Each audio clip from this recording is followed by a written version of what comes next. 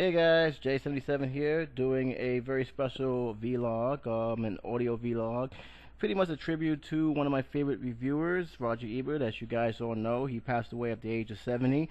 It has become very big news in the World Wide Web, especially within the movie media. This is a very sad loss for the tabloids.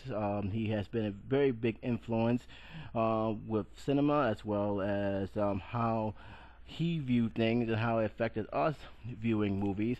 I grew up with Roger Ebert. I grew up with Gene Siskel as partner, and we lost a very good legend here.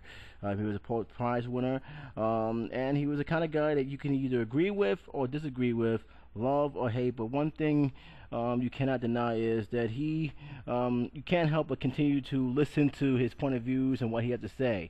It was never really the same when Gene Siskel, his partner for so many years, had passed away. He had suffered brain cancer, as you all know. He had a replacement, Richard Roper, and they worked it well with each other, but it never really had the same relationship that you come to expect from Gene Siskel and Roger Ebert.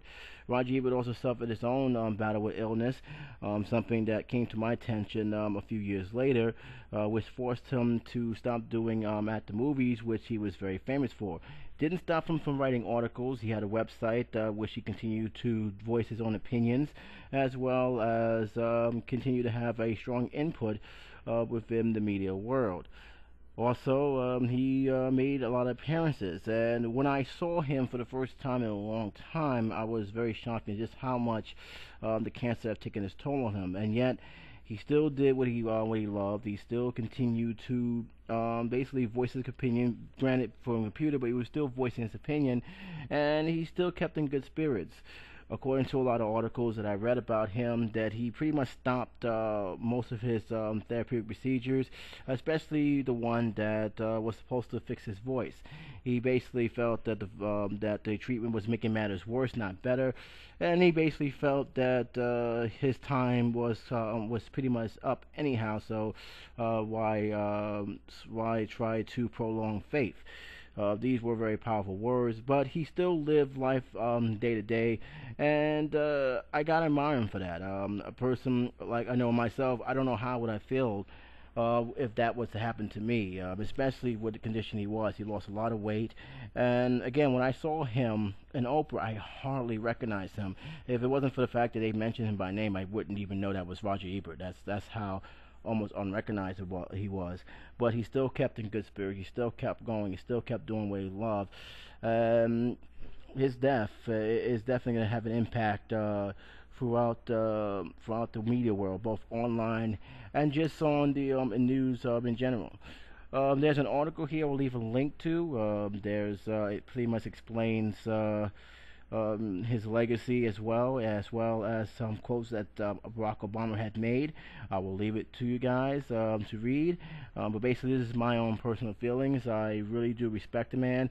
The one thing that really gave me a newfound respect for him, especially, I'll never forget this, and I was very, very happy they led the charge on this issue, was a movie that, in my opinion, and still is, a film that got robbed from the Academy Awards, a documentary called Hoop Dreams, and they was battling tooth and nail because they knew there was something wrong and knew that there was some kind of corruption with the film not being nominated. And long and behold, years later, we found out it was, which forced the Academy to change their way they view or nominate their films.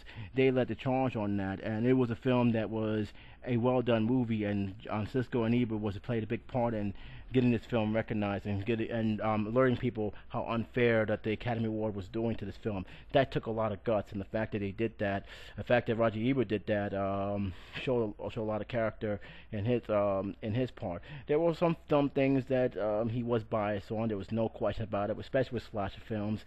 But those are some of the things that people will either respect or not respect about him. There's a lot of people who felt that he was a little bit biased, but remember, he is voicing his own personal opinion, and that's basically what it was. He was voicing his own personal opinion, and amazing enough, from all those years, his opinion made for very good entertainment. There was no other critic that came close to what he had done, as well as his late partner has done, and that says a lot. And there will never be another critic like him again, ever. So that's my own personal opinion about that. And again, I will leave it for you guys to put your own personal opinion. What do you think about this? What's your memory of Roger Ebert? What's your favorite review of Roger Ebert? Let me know in the comment sections. Until then, this is J77 saying take care, be safe, and I'll talk to you soon.